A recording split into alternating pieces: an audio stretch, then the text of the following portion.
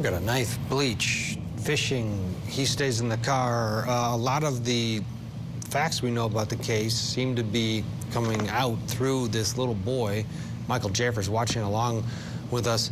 This is a bench trial.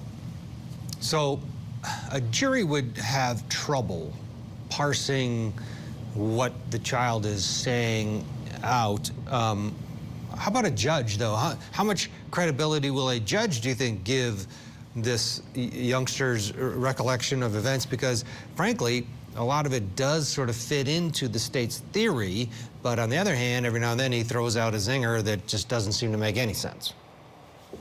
Well, I mean, anytime your case relies on the testimony of a minor, you kind of hold your breath and because you don't know what to expect. But to answer your question, it was a very intimate decision to waive the jury and ask for a bench trial. I've said on this show before that, one of my first felony trials was a rape trial where I had a co-counsel who was a former retired judge. And he advised me, I was a young kid at that point, he advised me, he said, we're going to waive the jury on this one. Trust me. I debated it. I said, that's a terrible mistake. I was young. I'd been an attorney, I think, for a couple of years.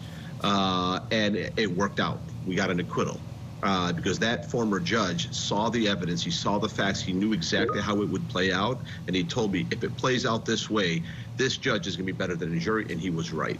So to answer your question, the way this judge is going to look at it, I have to assume that the defense attorneys knew that this was going to come in, and they made the calculation that a judge would be better for their client than the jury. So we still don't see the balance of it. The attorneys already have.